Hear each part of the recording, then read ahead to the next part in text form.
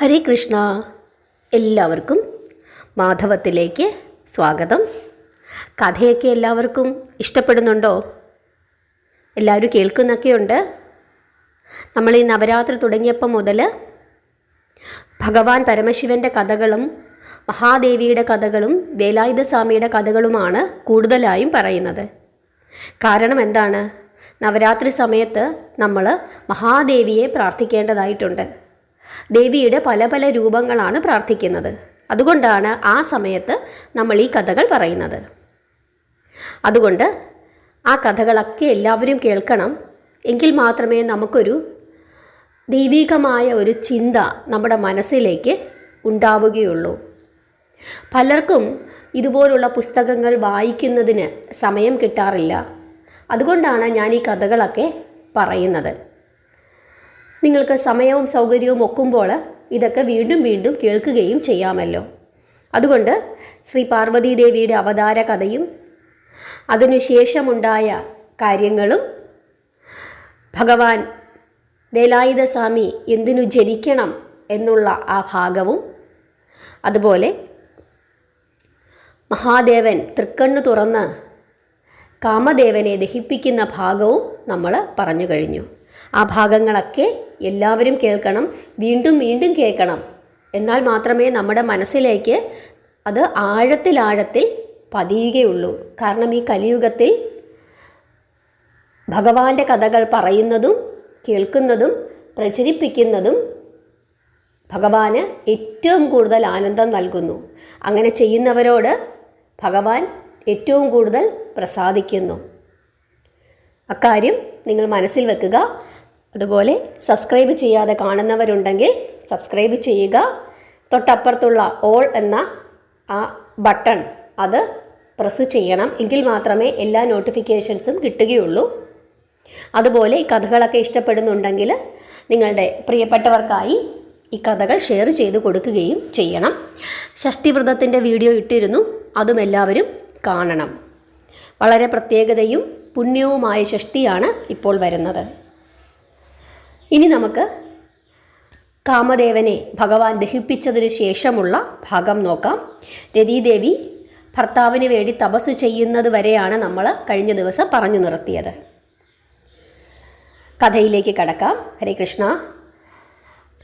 മന്ഥനെ ഉപയോഗിച്ച് ശങ്കരചിത്തത്തിൽ കാമമുണർത്തി ഭഗവാനെ പരാശക്തിയുടെ അവതാരമായ പാർവതീദേവിയിൽ അനുരക്തനാക്കി തീർക്കാമെന്നും അങ്ങനെ കുമാരസംഭവം സാധ്യമാക്കാമെന്നും കരുതിയിരുന്ന ദേവന്മാർക്ക് കാമദേവ ശരീരദഹനം ഒരു തിരിച്ചടിയായി.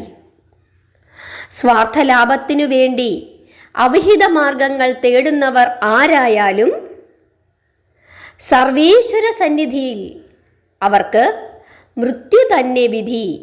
ഇതാണ് ഈ കഥയിലൂടെ ഭഗവാൻ നമ്മളെ ഓർമ്മിപ്പിക്കുന്നത്. ഹരേ കൃഷ്ണ. ഒരു കാര്യം പറഞ്ഞു കൊള്ളട്ടെ. ഈ കഥകളൊക്കെ വായിക്കുകയും പഠിക്കുകയും ചെയ്യുമ്പോൾ നമ്മളിങ്ങനെ കാമദേവനെ ദഹിപ്പിച്ചു, കാമദേവൻ ഭഗവാനെ ഉപദ്രവിച്ചു, അപ്പോൾ കാമദേവനെ ദഹിപ്പിച്ചു, പിന്നീട് ജീവിപ്പിച്ചു, ഇങ്ങനെ കേട്ടുപോയാൽ പോരാ. ഇവിടെ എന്താണ് ഭഗവാൻ ഉദ്ദേശിച്ചിരിക്കുന്നതെന്ന് വ്യക്തമായി മനസ്സിലാക്കി മുമ്പോട്ട് പോകണം. ഭഗവാൻ പറഞ്ഞിരിക്കുന്നത് ഇവിടെ കാമദേവനെ അല്ല, ശരിക്കും പറഞ്ഞു കഴിഞ്ഞാൽ ഭസ്മമാക്കിയത് ദേവന്മാരുടെ അഹങ്കാരത്തെയാണ് എന്നാണ് പറഞ്ഞിരിക്കുന്നത്. പിന്നീട് പറഞ്ഞത് എന്താണ്? സ്വാർത്ഥലാഭത്തിനു വേണ്ടി അവിഹിത മാർഗങ്ങൾ തേടുന്നവർ ആരായാലും സർവേശ്വര സന്നിധാനത്തിൽ അവർക്ക് മൃത്യു തന്നെയാണ് വിധിയെന്നും പറയുന്നു. ഇതൊക്കെ നമ്മൾ മനസ്സിലാക്കണം. ഹരേ കൃഷ്ണ. കഥയിലേക്ക് കടക്കാം. ഭക്തിമാർഗത്തിലൂടെ ശ്രീ പരമേശ്വരനെ പ്രസാദിപ്പിച്ച് ഇഷ്ടകാര്യസിദ്ധി നേടിയെടുക്കുകയായിരുന്നു ഇതിനു വേണ്ടി ചെയ്യേണ്ടിയിരുന്നത്. എന്നാൽ അതിനു പകരം കാമമെന്ന വികാരത്തെ ഭഗവാനു നേരെ പ്രയോഗിച്ച് വിജയിക്കാമെന്നാണ് അവർ കരുതിയത്. അത് അവർക്ക് തിരിച്ചടിയായി. കാമദേവന് സംഭവിച്ച ദുരന്തം ദേവന്മാരെ വീണ്ടും വിവേകികളാക്കി തീർത്തു. ബ്രഹ്മാദി ദേവന്മാർ കൈലാസാദ്രിയിൽ ചെന്ന് ഭഗവാനെ ഉള്ളുരുകി പ്രാർത്ഥിച്ചു. ഹൃദയവിശുദ്ധിയോടെയുള്ള ദേവന്മാരുടെ പ്രാർത്ഥനയിൽ മനസ്സലിഞ്ഞ ആ കാരുണ്യമൂർത്തി മൗനനിഷ്ഠാവ്രതത്തിൽ നിന്ന് ഉണർന്നു. ബ്രഹ്മാദികളെ തൻ്റെ പാർശ്വത്തിലേക്ക് ആനയിക്കുവാൻ അദ്ദേഹം നന്ദി ഭഗവാനോട് ആവശ്യപ്പെട്ടു. ശങ്കരദർശനം സിദ്ധിച്ച ബ്രഹ്മാദികൾ ആ ഭക്തവത്സലൻ്റെ പാദകമലങ്ങളിൽ സാഷ്ടാംഗം പ്രണമിച്ചു. തുടർന്ന് 3 ലോകങ്ങളും ശൂരപത്മാസുരൻ കീഴടക്കിയതോടെ തങ്ങൾ അനുഭവിച്ചു പോരുന്ന ക്ലേശങ്ങൾ ഒന്നൊഴിയാതെ ഭഗവാനെ വിവരിച്ചു കേൾപ്പിച്ചു. ഒടുവിൽ ത്രിമൂർത്തികളിൽ ഒരുവനായ ബ്രഹ്മദേവൻ മഹേശ്വരനോട് ഇപ്രകാരം ഉണർത്തിച്ചു: കാരുണ്യമൂർത്തിയായ മഹാദേവ, അവിടുന്ന് ഞങ്ങൾക്ക് പിതൃസമനാണ്. അങ്ങേക്ക് ഞങ്ങളുടെ നേർക്കുള്ള വാത്സല്യത്തെ ഓർത്ത് ഞങ്ങൾക്ക് പറ്റിപ്പോയ പിഴവുകൾ ക്ഷമിക്കണം. അവിടുത്തെ അനുഗ്രഹം കൊണ്ട് സിദ്ധിച്ചിരിക്കുന്ന സുഖസമൃദ്ധികളിൽ ബുദ്ധി മന്ദീഭവിച്ചു പോയതിനാൽ ഞങ്ങൾ അഹങ്കരിച്ചു പോയി. അതിനുള്ള പരമാവധി ശിക്ഷ ഞങ്ങൾ അനുഭവിച്ചു കഴിഞ്ഞു. അതിനാൽ ഞങ്ങളുടെ മേൽ പതിച്ചിരിക്കുന്ന ഈ ദുരന്ത വിധി അകറ്റി അറിയാതെ ചെയ്തു പോയ തെറ്റുകുറ്റങ്ങൾ ക്ഷമിച്ച് രക്ഷിച്ച് ഞങ്ങളെ കാത്തുകൊള്ളണം. തുടർന്ന് ശ്രീ പരമേശ്വരന് മുമ്പിൽ ആവലാതി ബോധിപ്പിച്ചത് സാക്ഷാൽ ദേവേന്ദ്രൻ തന്നെയായിരുന്നു. മഹേശ്വര, അങ്ങയെ പ്രസാദിപ്പിച്ച് വരസിദ്ധി നേടിയ ശൂരപത്മാസുരൻ അഹങ്കാരമത്തനായി ത്രിലോകങ്ങളെയും അടക്കി ഭരിച്ചു പോരുകയാണ്. സത്യധർമാദികൾക്ക് ഇന്നൊരു സ്ഥാനവുമില്ല. ബ്രഹ്മാദി ദേവന്മാരെ കൊണ്ടും താപസ ശ്രേഷ്ഠന്മാരെ കൊണ്ടും ശൂരപത്മാസുരൻ അടിമപ്പണി ചെയ്യിക്കുന്നു. അസുരാക്രമണം ഇനിയും തുടർന്നാൽ അവിടുത്തെ പാദദാസന്മാരായ ദേവന്മാർ ഒന്നാകെ നശിക്കപ്പെടും. പരാശക്തിയായ ഉമാദേവിയെ പിരിഞ്ഞ് അവിടുന്ന് തുടർന്നു പോരുന്ന കൊടും തപസ് ഞങ്ങളെ ഫലത്തിൽ അനാഥരാക്കിയിരിക്കുന്നു. അതിനാൽ തിരുമിഴി തുറന്ന് ഞങ്ങൾക്ക് രക്ഷയരുളാൻ ഇനിയും വൈകരുതേ. സൃഷ്ടിസ്ഥിതി സംഹാരം, ശാപം, അനുഗ്രഹം തുടങ്ങിയ കർമ്മങ്ങൾക്കെല്ലാം അധിപതി അങ്ങു തന്നെ. മൂലകാരണനും ആദിമധ്യാന്തവിഹീനനുമായ അവിടുന്ന് ദുഷ്ടനിഗ്രഹത്തിനും ശിഷ്ടരക്ഷണത്തിനുമായി മൗനവ്രതം വെടിഞ്ഞ് ശ്രീ പാർവതീദേവിയെ പരിണയിച്ച് കുമാരസംഭവമെന്ന മഹത്കൃത്യം സാധ്യമാക്കിയാലും ബ്രഹ്മാദി ദേവന്മാരുടെ ദുഃഖം കണ്ട് മനസ്സലിഞ്ഞ മഹാദേവൻ അസുരനിഗ്രഹത്തിനും ദേവന്മാരുടെ മോചനത്തിനുമായി കുമാരൻ അവതരിക്കേണ്ട കാലമായെന്ന് ജ്ഞാനദൃഷ്ടിയിൽ കണ്ടു. ഹിമാലയ പാർശ്വത്തിൽ തപസ്സനുഷ്ഠിക്കുന്ന പാർവതീദേവിയെ വൈകാതെ താൻ പരിണയിക്കുന്നുണ്ടെന്ന് അദ്ദേഹം ദേവന്മാർക്ക് വാക്കുകൊടുത്ത് അവരെ അനുഗ്രഹിച്ചയച്ചു. ഭഗവത് പ്രീതി കൈവന്നിരിക്കുന്ന ആ അവസരത്തിൽ രതീദേവിയും തൻ്റെ ഭർതൃദുഃഖം അകറ്റി സമാധാനം നൽകണമെന്ന് ഭഗവാനോട് അപേക്ഷിച്ചു. താൻ ഹിമവാന്റെ പുത്രിയായ പാർവതിയെ പരിണയം ചെയ്യുന്ന ധന്യമുഹൂർത്തത്തിൽ കാമദേവന് പുനർജന്മം സിദ്ധിക്കുന്നതാണെന്ന് ഭഗവാൻ അരുളി ചെയ്തു. അതോടെ തൻ്റെ വിരഹത്തിന് വിരാമമേകുന്ന ആ പുണ്യനാൾ വന്നെത്തുന്നതുവരെ കൈലാസാദ്രിയുടെ താഴ്വരയിൽ തന്നെ ഊണും ഉറക്കവും ഉപേക്ഷിച്ച് തപസ്സനുഷ്ഠിക്കാൻ രതീദേവി തീരുമാനിക്കുന്നു. ശിവജ്ഞാനബോധമെന്ന പരമമായ പൊരുൾ ഗ്രഹിച്ച് ധന്യരായ സനകാദി മഹർഷിമാർ ഭഗവാനെ തൊഴുതു നിന്നു.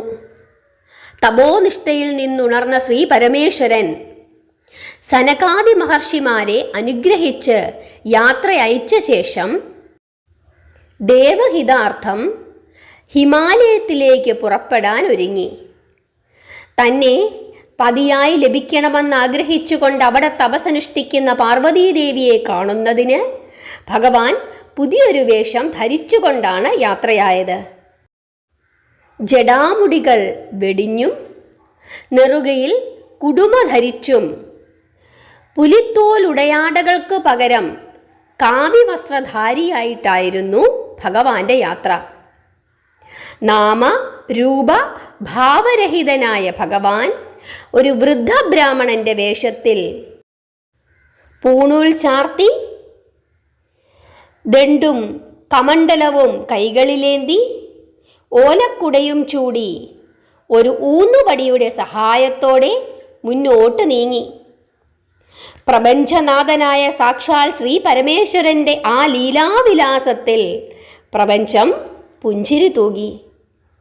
വൃദ്ധബ്രാഹ്മണ രൂപനായി ഹിമാലയത്തിലെത്തിച്ചേർന്ന ഭഗവാൻ പാർവതീദേവി തപസ്സനുഷ്ഠിക്കുന്ന പർണശാല ലക്ഷ്യമാക്കി വേച്ചു നടന്നു. പ്രായാധിക്യം കൊണ്ട് നടക്കാൻ കെൽപ്പില്ലാതിരുന്ന ആ ശിവയോഗിയെ കണ്ട് പാർവതിയുടെ സഖിമാർ ഓടിവന്ന് അദ്ദേഹത്തെ സ്വീകരിച്ചാനയിച്ചു. അവർ അദ്ദേഹത്തെ പർണശാലയുടെ തണലിൽ ഒരു പീഠത്തിലിരുത്തി ഉപചരിച്ച ശേഷം ആഗമനോദ്ദേശം അന്വേഷിച്ചു. അപ്പോൾ ആ വൃദ്ധ ബ്രാഹ്മണൻ ഇപ്രകാരം മറുപടി പറഞ്ഞു: അല്ലയോ കന്യകമാരെ, ഹിമവൽ പുത്രിയായ പാർവതീദേവി ശിവനെ മനസ്സിൽ ധ്യാനിച്ച് കഠിന വ്രതാനുഷ്ഠാനങ്ങളോടെ തപം ചെയ്യുകയാണെന്നറിഞ്ഞു വരികയാണ് ഈ ഉള്ളവൻ. ആ കന്യകയുടെ തപോനിഷ്ഠാവൈഭവം ഒന്ന് കാണുകയും ദേവിയുമായി നേരിൽ ചിലത് സംസാരിക്കാനും ഈ കിഴവന് ആഗ്രഹമുണ്ട്. ഈയുള്ളവൻ്റെ അഭിലാഷം ദയവായി ആ മഹതിയെ അറിയിക്കുക. അവർ അതിനനുവദിച്ചാൽ എൻ്റെ ജന്മം ധന്യമായി. വൃദ്ധബ്രാഹ്മണൻ ഒരു ശിവഭക്തനാണെന്നും അയാൾ പാർവതീദേവിയെ കണ്ട് ചിലത് ഉരിയാടാൻ ആഗ്രഹിക്കുന്നുണ്ടെന്നും തോഴിമാർ പർണശാലയ്ക്കുള്ളിൽ ചെന്ന് മഹാദേവിയെ അറിയിച്ചു. തുടർന്ന് അദ്ദേഹത്തെ കൂട്ടിക്കൊണ്ടുവരാൻ ദേവി തോഴിമാരോട് ആവശ്യപ്പെട്ടു. ബ്രാഹ്മണ ശ്രേഷ്ഠനെ കണ്ട മാത്രയിൽ മഹാദേവിക്ക് ആ മഹാന് താൻ ഭജിച്ചു പോരുന്ന ശ്രീശങ്കരനുമായി സാദൃശ്യമുണ്ടോ എന്ന് ഒരു സംശയം തോന്നി. ഹൈമവതി തൻ്റെ ഇരിപ്പടത്തിൽ നിന്നെഴുന്നേറ്റ് ശിവയോഗിയെ വന്ദിച്ച് അദ്ദേഹത്തെ ആസനസ്ഥനാക്കി. അദ്ദേഹത്തിൻ്റെ ആഗമന ഉദ്ദേശം ആരാഞ്ഞപ്പോൾ പരിഹാസം നിറഞ്ഞ ഒരു ചിരിയായിരുന്നു മറുപടി. ആ ചിരിയുടെ പൊരുൾ മനസ്സിലാകാതെ ദേവി വൃദ്ധബ്രാഹ്മണനോട് കാര്യമന്വേഷിച്ചു. കന്യകാരത്നമേ, തപസ്സനുഷ്ഠിക്കേണ്ടത് വിവേകികളും പക്വമതികളുമാണ്. കുട്ടിക്കളികൾ പോലും മാറിയിട്ടില്ലാത്ത ദേവി കഠിന തപസ്സിന് ഒരുങ്ങിയതിൻ്റെ സാങ്കത്യമോർത്ത് ചിരിച്ചു പോയതാണ്. അതെന്തെങ്കിലും ആകട്ടെ, ഇത്ര തികഞ്ഞ വൈരാഗ്യബുദ്ധിയോടെ കഠിനമായ തപസ്സനുഷ്ഠിക്കുന്നതിൻ്റെ ഉദ്ദേശലക്ഷ്യങ്ങൾ എന്താണെന്ന് പറഞ്ഞു തന്നാലും. ബ്രാഹ്മണന്റെ ചോദ്യം ഗിരിജാപുത്രിയെ ലജ്ജിതയാക്കി തീർത്തു. സർവേശ്വരനെ പതിയായി ലഭിക്കുകയാണ് തൻ്റെ തപസ്സിൻ്റെ ലക്ഷ്യമെന്ന് തുറന്നു പറയാൻ നാണം ദേവിയെ വിലക്കി. ബ്രാഹ്മണന്റെ ചോദ്യത്തിന് മറുപടി പറയാൻ അവൾ സഖിമാരോട് ആവശ്യപ്പെട്ടു. പ്രപഞ്ചനാഥനും കരുണാമയനുമായ ശ്രീ പരമേശ്വരൻ തന്നെ പാണിഗ്രഹണം ചെയ്ത് ജീവിത പങ്കാളിയാക്കണമെന്നുള്ള തീവ്രമായ അഭിലാഷത്തോടു കൂടിയാണ് ദേവി തപസ്സനുഷ്ഠിച്ചു പോരുന്നതെന്ന് സഖിമാർ ബ്രാഹ്മണനോട് പറഞ്ഞു. ബ്രാഹ്മണൻ അതു കേട്ട് പൊട്ടിച്ചിരിച്ചു. അദ്ദേഹം പറഞ്ഞു: ബലേ ഭേഷ്, ദേവിയുടെ ആഗ്രഹം അത്ഭുതമായിരിക്കുന്നു. ചന്ദ്രകലാധരനായ ശ്രീ പരമേശ്വരനെ പതിയായി ലഭിക്കുന്നത് അത്ര നിസാരവും ക്ഷിപ്രസാധ്യവുമായ കാര്യമെന്നാണോ ദേവി ധരിച്ചിരിക്കുന്നത്? സൃഷ്ടികർത്താവായ സാക്ഷാൽ ബ്രഹ്മദേവനും ലോകസ്ഥിതി കാരണനായ വിഷ്ണുദേവനും ആദ്യന്ത്യങ്ങൾ കണ്ടെത്താൻ സാധിക്കാതെ തോറ്റു പിന്മാറിയ ആദിമധ്യാന്ത വിഹീനനാണ് ശ്രീ പരമേശ്വരനെന്ന് ദേവിക്ക് അറിയരുതോ? അങ്ങനെയുള്ള ശ്രീ പരമേശ്വരനെയാണോ കേവലം ഒരു പർവ്വത രാജപുത്രി പതിയായി വരിക്കുവാൻ ആഗ്രഹിക്കുന്നത്? വിചിത്രം തന്നെ. അനുഭവജ്ഞാനത്തിൽ നിന്ന് ഞാൻ പറയാം, നിങ്ങളുടെ ദേവി ഈ ക്ലേശങ്ങളെല്ലാം സഹിച്ച് തപസ്സനുഷ്ഠിക്കുന്നത് വ്യർത്ഥമാണ്. ആഹാരാദികൾ ഉപേക്ഷിച്ച് വെയിലും മഴയും മഞ്ഞുമേറ്റ് നിങ്ങളുടെ ദേവിയുടെ രൂപം തന്നെ ദയനീയമായി മാറിയിരിക്കുന്നു. ഇനിയെങ്കിലും അതിരു കവിഞ്ഞ മോഹം ഉപേക്ഷിച്ച് തപസ് അവസാനിപ്പിക്കുന്നതാണ് കന്യകയ്ക്ക് നല്ലത്. നല്ല ഭക്ഷണ സാധനങ്ങൾ ഭുജിച്ച് വിശ്രമവും നിദ്രയും പാലിച്ച് സഹജമായ ജീവിതചര്യയിലേക്ക് മടങ്ങിപ്പോരാൻ നിങ്ങളുടെ ദേവിയെ ഉപദേശിക്കുക. ഈ കന്യകയിൽ അനുകമ്പ തോന്നിയതുകൊണ്ട് മാത്രം നാം ഇത്രയും പറഞ്ഞെന്ന് കരുതിയാൽ മതി. വൃദ്ധബ്രാഹ്മണന്റെ പരിഹാസരൂപേണയുള്ള വചനങ്ങൾ കേട്ട് പാർവതീദേവി രോഷാകുലയായി. അയാൾക്ക് ചുട്ട മറുപടി കൊടുക്കാതിരിക്കുന്നത് നല്ലതല്ലെന്ന് ദേവി തീരുമാനിച്ചു.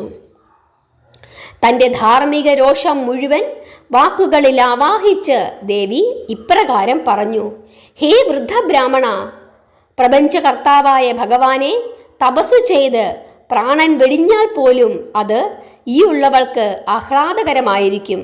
എങ്കിലും അവിവേകിയായ നിങ്ങളുടെ ഉപദേശം സ്വീകരിച്ച് ഞാൻ പിന്മാറുമെന്ന് കരുതണ്ട. ഭഗവാന് കൃപ തോന്നി എന്നെ പാണിഗ്രഹണം ചെയ്താലും ഇല്ലെങ്കിലും ഞാൻ ആജീവനാന്തം അദ്ദേഹത്തിൻ്റെ സ്മരണയിൽ തന്നെ കഴിയാനാണ് ആഗ്രഹിക്കുന്നത്. ശിവയോഗിയുടെ വേഷം സ്വീകരിച്ച് കപടനാട്യക്കാരനായിട്ടാണ് നിങ്ങൾ ഇന്ന് എന്നെ കാണാൻ വന്നിരിക്കുന്നത്. എനിക്കിത് തിരിച്ചറിയാൻ കഴിയുന്നില്ല എന്ന് തോന്നുന്നുണ്ടോ? ബുദ്ധിയും വിവേകവും ഉണ്ടെന്നു കരുതി ഉപചരിച്ചു സ്വീകരിച്ച എന്നോട് എൻ്റെ ശ്രേഷ്ഠമായ വ്രതത്തിൽ നിന്ന് പിന്തിരിയാൻ ഉപദേശിച്ച നിങ്ങൾ ബ്രാഹ്മണ കുലത്തിനു തന്നെ അപമാനമാണ്. ഹരേ കൃഷ്ണ. പാർവതീദേവിയുടെ രോഷാകുലമായ വചനങ്ങൾ ശ്രവിച്ച ബ്രാഹ്മണൻ ഊറി വന്ന പുഞ്ചിരി ഒതുക്കിക്കൊണ്ട് വീണ്ടും പറഞ്ഞു: അല്ലയോ ഹിമവൽ പുത്രി, ഈശ്വരഭക്തി ശ്രേഷ്ഠം തന്നെ. എങ്കിലും ലോകവിവരങ്ങൾ ദേവിക്ക് കുറവാണെന്ന് കാണുന്നു. ദേവി കരുതിയിരിക്കുന്നത് പോലെ തൃക്കണ്ണുള്ള ശിവശങ്കരൻ അത്രയ്ക്ക് യോഗ്യനൊന്നുമല്ല എന്നാണ് നമ്മുടെ പക്ഷം. ചില അപ്രിയ സത്യങ്ങൾ പറയുമ്പോൾ വിരോധം തോന്നരുത്. ദേവി തപസ്സു ചെയ്ത് പ്രീതിപ്പെടുത്താൻ ശ്രമിക്കുന്ന ശിവശങ്കരന് ലൗകിക ജീവിതത്തെക്കുറിച്ച് എന്തറിയാം? പിന്നെ അദ്ദേഹത്തിൻ്റെ വേഷഭൂഷാദികളാകട്ടെ തികച്ചും അപരിഷ്കൃതം തന്നെ. കഷ്ടിച്ച് നഗ്നത മറയ്ക്കുന്ന പുലിത്തോല് മാത്രമല്ലേ അരയിൽ ധരിക്കുന്നത്? പിന്നെ വാഹനമാകട്ടെ നേരെ ചൊവ്വേ നടക്കാൻ പോലുമാകാത്ത മുതുക്കൻ കാള. മറ്റു ദേവന്മാർ എത്ര ഗാംഭീര്യമുള്ള വാഹനങ്ങളിലാണ് സഞ്ചരിക്കുന്നത്. ഞാൻ പറയാതെ തന്നെ ദേവിക്ക് അറിവുള്ളതാണല്ലോ ഇതെല്ലാം. എല്ലാം സഹിക്കാം. ഈ ചടുല ഭസ്മധാരിയുടെ ആഭരണം എന്താണ്? അസ്ഥികഷ്ണങ്ങളും തലയോട്ടികളും പന്നിക്കൊമ്പും. ഇപ്രകാരം കണ്ടാൽ തന്നെ അറപ്പുളവാക്കുന്ന ശിവനെ പതിയാക്കാൻ തപസ്സനുഷ്ഠിക്കുന്ന ദേവിക്ക് മനോഭ്രംശം സംഭവിച്ചുവോ എന്നുപോലും സംശയിക്കേണ്ടിയിരിക്കുന്നു. എന്തൊക്കെ പൂക്കളാണ് ഈ ദേവൻ ആരാധനാ പുഷ്പങ്ങളായി സ്വീകരിക്കുന്നത്? കറുകപ്പുല്ലും എരിക്കിൻ പൂക്കളും ബില്വം, നൊച്ചി മുതലായ വൃക്ഷ ഇലകളും. ശരീരം മുഴുവൻ വെണ്ണീറണിഞ്ഞ് കഴുത്തിലും കൈകളിലും ഘോര സർപ്പങ്ങളെയും ചുറ്റി പേടിപ്പെടുത്തുന്ന തൃശൂലവും മഴുവും ഉടുക്കും ചുമന്ന് ഭീകരന്മാരായ ഭൂതഗണങ്ങളെ ചുറ്റും നിരത്തി സദാ എരിഞ്ഞുകൊണ്ടിരിക്കുന്ന ശ്മശാനത്തിൽ ആടിത്തിമർക്കുന്ന ഗംഗാധരനെ കാമിക്കുന്ന ദേവിയുടെ മനോനില വിചിത്രമായിരിക്കുന്നു. ഈ ശിവൻ ഏതു ഗോത്രത്തിൽപ്പെട്ടവനാണ്? പാത്രമറിഞ്ഞ് ഭിക്ഷയും ഗോത്രമറിഞ്ഞ് കന്യാദാനവും ചെയ്യുക എന്നതാണല്ലോ പ്രമാണം. ഇയാൾക്ക് മാതാവോ പിതാവോ ഉള്ളതിനൊന്നും യാതൊരു തെളിവുമില്ല. ഏതൊരു സ്ത്രീയും ഒരു പുരുഷനിൽ ആസക്തയാകുന്നത് അയാളുടെ രൂപഭംഗിയെ മുൻനിർത്തിയായിരിക്കും. ദേവിയുടെ ശങ്കരനാകട്ടെ രൂപഭംഗിയുമില്ല, പുരുഷ സൗന്ദര്യവുമില്ല. ഗുണത്തേക്കാൾ കൂടുതൽ ദോഷങ്ങളാണ്. ഇപ്രകാരമുള്ള ഒരുവനെ മോഹിച്ച് തപസ്സനുഷ്ഠിച്ചു പോരുന്ന ദേവിക്ക് ബുദ്ധിക്ക് തകരാറൊന്നുമില്ല എന്ന് നാം കരുതുന്നു. ഒന്നുമില്ലെങ്കിലും ഹിമവാന്റെ പുത്രി എന്ന നിലയ്ക്ക് യോഗ്യനായ ഒരു ഭർത്താവിനെ ലഭിക്കാൻ ദേവിക്കൊരു പ്രയാസവും ഉണ്ടാവുകയില്ല. അപ്പോൾ പിന്നെ സ്വന്തം സ്ഥാനമാനങ്ങളും വിലയും നിലയും മറന്ന് വിരൂപിയായ ഒരു ശ്മശാനവാസിക്ക് വേണ്ടി ജീവിതം എന്തിനു ഹോമിക്കുന്നു? ആലോചിച്ചു നോക്കുക. ഒരിക്കലും പ്രതീക്ഷിക്കാത്ത വാക്കുകളാണ് ശിവയോഗിയുടെ വേഷധാരിയായ ബ്രാഹ്മണന്റെ വായിൽ നിന്നും ഉതിർന്നു വീണത്. ഇത്തരം നിന്ദാവചനങ്ങൾ കേൾക്കുവാൻ ശക്തിയില്ലാതെ ഉമാദേവി തൻ്റെ കൈകൾ കൊണ്ട് ചെവി പൊത്തിപ്പിടിച്ചു. തൻ്റെ ആരാധ്യദേവനായ ശിവശങ്കരനെക്കുറിച്ച് അപ്രിയവാക്യങ്ങൾ പറഞ്ഞ ബ്രാഹ്മണന്റെ നേർക്ക് ദേവിക്ക് നിയന്ത്രിക്കാനാവാത്ത കോപമാണ് ഉണ്ടായത്. ക്രുദ്ധമായ സ്വരത്തിൽ ദേവി അയാളെ അഭിസംബോധന ചെയ്തു. ഹേ അവിവേകിയായ വൃദ്ധബ്രാഹ്മണ, ഈശ്വരനിന്ദയുടെ ഫലമെന്താണെന്ന് നിങ്ങൾക്കറിഞ്ഞുകൂടുന്നുണ്ടോ? ദക്ഷപ്രജാപതി എന്ന ധിക്കാരിയായ രാജാവിന് ശിവനിന്ദയുടെ ഫലമായി അനുഭവിക്കേണ്ടി വന്ന ദുരിതങ്ങളെക്കുറിച്ച് നിങ്ങൾ കേട്ടിട്ടില്ലെന്നുണ്ടോ? ഒരു ബ്രാഹ്മണൻ ബ്രഹ്മജ്ഞാനം നേടിയവനാകണം. എന്നിട്ടും നിങ്ങൾക്ക് ഒന്നും തിരിച്ചറിയാനുള്ള കഴിവില്ലാതായി പോയല്ലോ. എല്ലാം ശിവമയമാണെന്ന തിരിച്ചറിവും നിങ്ങൾക്കില്ലാതെ പോയല്ലോ. ബ്രാഹ്മണർ അജ്ഞാനികളായി അധപ്പതിച്ചപ്പോൾ നന്ദിദേവനും തദീജ്യ മഹർഷിയും ചൊരിഞ്ഞ ശാപവചനങ്ങൾ ഇപ്പോഴും നിലവിലുണ്ടെന്നറിയുക. പ്രപഞ്ചകർത്താവും സകല ജീവരാശികളുടെയും പിതാവും രക്ഷകനുമായ ശ്രീ മഹാദേവനെ നിന്ദിച്ച് മറ്റു ദേവന്മാരെ വന്ദിച്ചാൽ സ്വർഗം ലഭിക്കുമെന്ന് കരുതുന്ന വിഡ്ഢികളുണ്ട്. യാതൊരു മടിയുമില്ലാതെ ശിവനന്ദ ചെയ്യുന്ന നിങ്ങൾ അക്കൂട്ടത്തിൽപ്പെട്ടവനാണോ എന്ന് ഞാൻ സംശയിക്കുന്നു. വാസ്തവത്തിൽ മ്ലേച്ഛനോ പാപിയോ ആയി പിറന്നവനാണ് നിങ്ങൾ. അല്ലെങ്കിൽ ശിവഭിക്ഷുവിൻ്റെ വേഷം ധരിച്ച് ആ ദേവനെ തന്നെ ഇകഴ്ത്തി സംസാരിക്കുവാൻ നിങ്ങൾക്ക് നാവ് പൊങ്ങുമായിരുന്നു. നിശാചരന്മാരെക്കാൾ നീചനായ നിങ്ങളെ കാണുന്നതു തന്നെ ഏറ്റവും വലിയ പാപമാണ്. ഇനി ഒരു വാക്കുപോലും കൂടുതൽ പറയാതെ ഇവിടെ നിന്ന് യാത്രയാവുന്നതാണ് നിങ്ങൾക്ക് നല്ലത്. ദേവിയുടെ ക്രോധം കൊണ്ട് തിളയ്ക്കുന്ന വാക്കുകൾ ബ്രാഹ്മണ വേഷധാരിയായ ശ്രീപരമേശ്വരനെ ആനന്ദിപ്പിച്ചു. എന്നാൽ ആരും തന്നെ അദ്ദേഹത്തെ എതിർത്ത് ഒരു വാക്കും പറയാൻ കൂട്ടാക്കാതിരുന്നപ്പോൾ ബ്രാഹ്മണൻ വീണ്ടും പാർവതീദേവിയെ പ്രകോപിപ്പിച്ചു. അത്യന്തം സുന്ദരിയായ പാർവതി കോപിക്കുമ്പോഴാണ് ത്രിലോക സുന്ദരിമാരെക്കാൾ സുന്ദരിയാകുന്നതെന്നും അങ്ങനെയുള്ള ദേവിയെ പാണ്ഡിഗ്രഹണം ചെയ്താൽ എന്തെന്ന് താൻ പോലും ചിന്തിച്ചു പോകുന്നുവെന്നും ബ്രാഹ്മണൻ പറഞ്ഞു വെച്ചു. ശിവശിവ, ദേവിയുടെ പരുഷവചനങ്ങൾ പോലും അമൃതധാരയായിട്ടാണ് തനിക്ക് അനുഭവപ്പെടുന്നതെന്നും ഏതു പ്രതിബന്ധവും തനിക്ക് തൃണസദൃശ്യമാണെന്നും ആ ബ്രാഹ്മണൻ കൂട്ടിച്ചേർത്തു. മൃദുവായ ഇതളുകളുള്ള ഒരു പൂവിനുമേൽ മഞ്ഞുകട്ടകൾ എന്നതുപോലെ തൻ്റെ കാതുകളിൽ വന്നു വീണ ഈ അരുതാ വചനങ്ങൾ കേട്ട് ശ്രീ പാർവതീദേവി കർണങ്ങൾ പൊത്തിപ്പിടിച്ച് ഒരു നിമിഷം ഇതികർത്തവ്യാമൂഢയായി നിന്നുപോയി. തുടർന്ന് ഉഗ്രകോപത്തോടെ ഇങ്ങനെ പറഞ്ഞു: ഹേ നീച, നിന്നെ പോലുള്ള പാപികളെ ദർശിക്കുന്നതും നീചവചനങ്ങൾ കേൾക്കുന്നതും മഹാപാപം തന്നെ. പർണശാലയ്ക്കുള്ളിൽ നിന്ന് നിങ്ങൾ പുറത്തു പോകുന്നില്ലെങ്കിൽ ഞാൻ തന്നെ പൊയ്ക്കോളാം. പർണശാല വിട്ട് പുറത്തേക്ക് എഴുന്നള്ളിയ ദേവിക്ക് പിന്നാലെ പിന്നെയും പലതും പറഞ്ഞ് ബ്രാഹ്മണ രൂപത്തിൽ തന്നെ ശിവശങ്കരൻ നടകൊണ്ടു. ദേവിയുടെ ശാപവാക്കുകളും ശകാരവാക്കുകളും ഒന്നും അദ്ദേഹത്തെ പിന്തിരിപ്പിച്ചില്ല. അങ്ങനെ പാർവതീദേവിക്ക് തന്നിലുള്ള അതിരറ്റ ഭക്തിയും ദൃഢമായ അനുരാഗവും ആഴത്തിൽ പരീക്ഷിച്ചറിഞ്ഞ് ഭഗവാന് തൃപ്തിയായി. താൻ മൗനനിഷ്ഠയിൽ നിന്ന് ഉണർന്നതും ഇത്ര ദൂരം യാത്ര ചെയ്തു വന്നെത്തിയതും സഫലമായി എന്ന് അദ്ദേഹത്തിന് ബോധ്യമായി. പരമ്പൊരുളായ ഭഗവാനെ പതിയായി ലഭിക്കുന്നതിന് പാർവതീദേവിക്ക് എല്ലാവിധത്തിലും അർഹതയുണ്ടെന്ന് പ്രപഞ്ചനിവാസികളെ ബോധ്യപ്പെടുത്തുക കൂടിയായിരുന്നു അദ്ദേഹത്തിൻ്റെ ലക്ഷ്യം. ദേവിക്ക് തന്നോടുള്ള ഭക്തിയും സ്നേഹവും എത്രമാത്രമാണെന്ന് കണ്ടറിഞ്ഞ ശ്രീശങ്കരൻ ശിവയോഗീ വേഷം വെടിഞ്ഞ് സാക്ഷാൽ ത്രിലോകനാഥനായ ഭഗവാന്റെ യഥാർത്ഥ വേഷത്തിൽ ദേവിക്ക് മുമ്പിൽ പ്രത്യക്ഷനായി.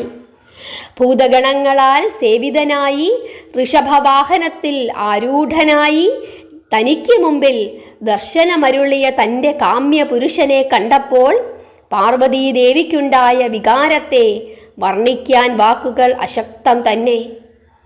ആനന്ദവും ഉദ്വേഗവും കൊണ്ട് ദേവിയുടെ കണ്ണുകൾ വിടർന്നു. ഹൃദയം അനുഭൂതികളാൽ തുടികൊട്ടി. ആ ഗിരിജാ കന്യകയുടെ മനസ്സിൽ ആയിരമായിരം മോഹനമയൂരങ്ങൾ ആനന്ദ നൃത്തം ചവിട്ടി. ഇളം കാറ്റിൽപ്പെട്ട് ഇളകുന്ന തളിരിലകൾ പോലെ അവളുടെ പൂവിളം മേനി മെല്ലെ വിറപൂണ്ടു. നിനച്ചിരിക്കാതെ കൈവന്ന അസുലഭ ഭാഗ്യത്തിൽ സ്വയം മറന്ന് പാർവതീദേവി നിമിഷങ്ങളോളം അങ്ങനെ തന്നെ നിന്നുപോയി. ഒടുവിൽ താൻ കാണുന്നത് സ്വപ്നമല്ല, യാഥാർത്ഥ്യമാണെന്ന് തിരിച്ചറിഞ്ഞപ്പോൾ ദേവി സർവേശ്വര പാദങ്ങളെ പ്രണമിച്ച് തൊഴുതു നിന്നു. ഏതൊരു ദിവ്യരൂപത്തെ പ്രസാദിപ്പിക്കുവാൻ താൻ നാളിതുവരെ കഠിന തപസ് അനുഷ്ഠിച്ചുവോ ആ കോമളാകാരൻ മുന്നിൽ പ്രത്യക്ഷപ്പെട്ടപ്പോൾ സ്ത്രീ സഹജമായ ലജ്ജ കൊണ്ട് അദ്ദേഹത്തെ കൺകുളിർക്കെ നോക്കിക്കാണാൻ ദേവിക്കായില്ല. ലജ്ജ കൊണ്ട് ദേവി മുഖം കുനിച്ചു.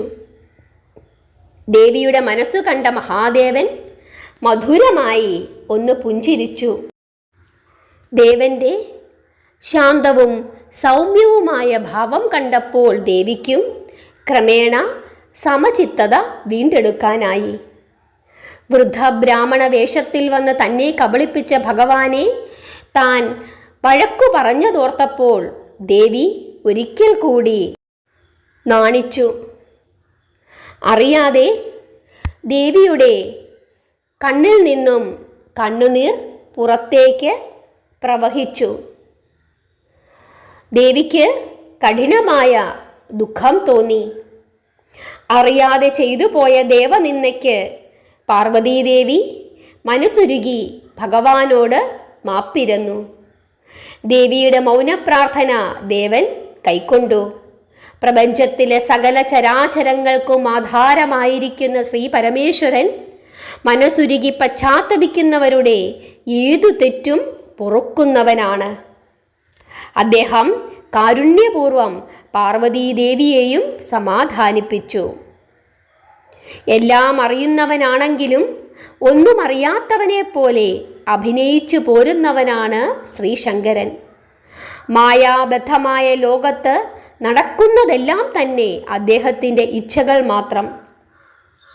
എന്നിട്ടും കാര്യകാരണങ്ങളെ വെവ്വേറെയാക്കി കാണിക്കാനും തന്നെ ആശ്രയിക്കുന്നവരെ താൻ കൈക്കൊള്ളുന്നുവെന്ന് വരുത്തി തീർക്കാനും മഹാദേവൻ എന്തൊക്കെ ലീലകളാണ് കാണിക്കുന്നത്. വാസ്തവത്തിൽ ശിവപാർവതിമാർ ഒരിക്കലും വേർപിരിഞ്ഞിരുന്നിട്ടില്ല. അവരുടെ വേർപെടുത്തലും ദേവിയുടെ തപസ്സും അവരുടെ പുനഃസമാഗമവുമെല്ലാം ഈ ലോകത്തെ ബോധ്യപ്പെടുത്താനുള്ള വെറും കേളികൾ മാത്രം. മഹാദേവി തപസ് അനുഷ്ഠിച്ചതും തന്നെ പതിയായി കാമിച്ചതുമെല്ലാം ഭഗവാന്റെ ഇച്ഛയ്ക്കനുസരിച്ചു തന്നെയാണ്. വൃദ്ധബ്രാഹ്മണൻ ശ്രീ പരമേശ്വരൻ തന്നെയാണെന്ന് അറിയാമായിരുന്നെങ്കിലും ഒന്നും അറിയാത്തവളെ പോലെ ദേവി പെരുമാറിയതും മായാനാടകത്തിലെ ചില ഭാഗങ്ങൾ മാത്രം. കാര്യകാരണം, നീതിബോധം, യുക്തിചിന്ത തുടങ്ങിയവ സാധാരണ ജനങ്ങളിൽ ഉദ്ബോധിപ്പിക്കുവാൻ വേണ്ടി പ്രപഞ്ചമായാലീല എന്ന പ്രഹസന മാധ്യമത്തെ ഭഗവാൻ അവലംബിച്ചിരിക്കുന്നു.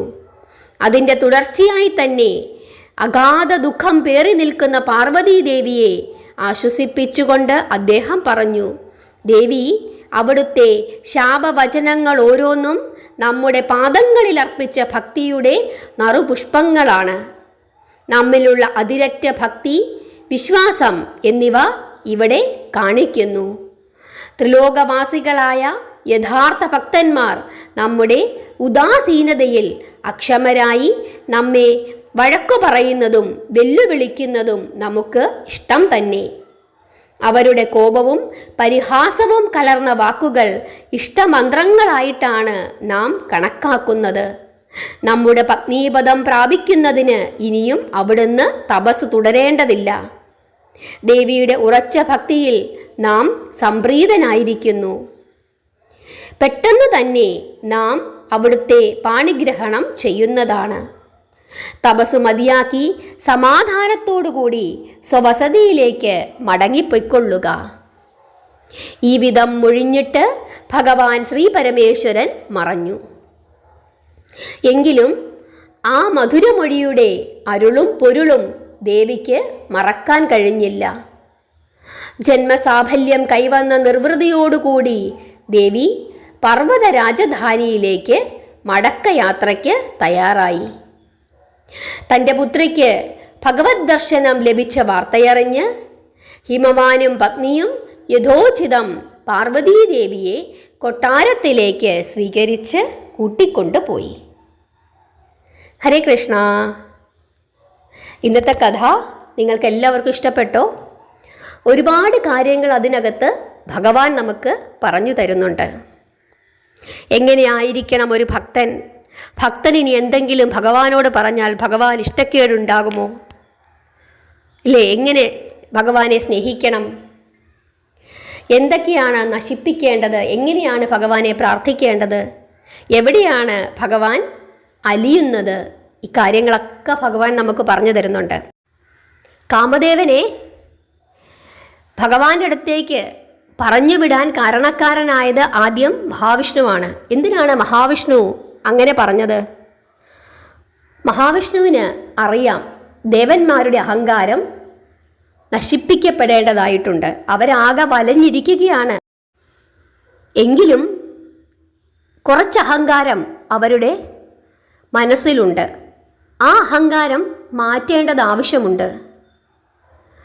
അതിനായിട്ടാണ് കാമദേവനെ മഹാദേവൻ്റെ അടുത്തേക്ക് മഹാവിഷ്ണു പറഞ്ഞയക്കാൻ ബ്രഹ്മദേവനോട് പറയുന്നത്.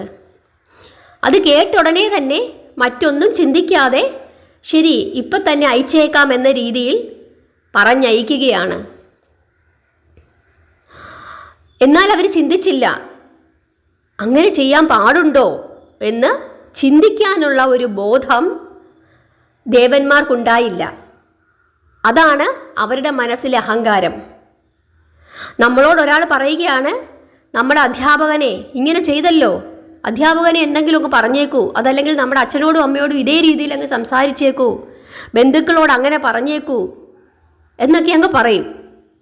അത് കേട്ടുടനെ തന്നെ മുന്നും പിന്നും ആലോചിക്കാതെ അങ്ങനെ പറയാൻ പാടുണ്ടോ ഇല്ലയോ എന്ന് ചിന്തിക്കാൻ പോലുമുള്ള കഴിവ് നമ്മുടെ മനസ്സിന് ഇല്ലാതെ നമ്മളങ്ങ് പ്രവർത്തിക്കുകയാണ്. അതിൻ്റെ ഫലം എന്താണ്?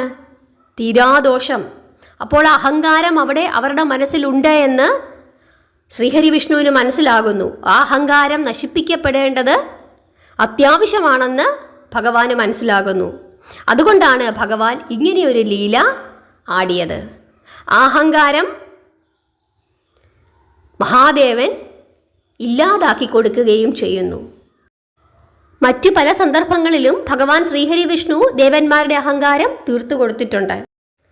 പക്ഷേ ഇപ്പോൾ ലീലയാടേണ്ടത് ശ്രീ പരമേശ്വരനാണെന്ന് ശ്രീഹരി വിഷ്ണുവിന് ബോധ്യമുള്ളതുകൊണ്ടാണ് അദ്ദേഹം ഈ വിധം പ്രവർത്തിച്ചത്.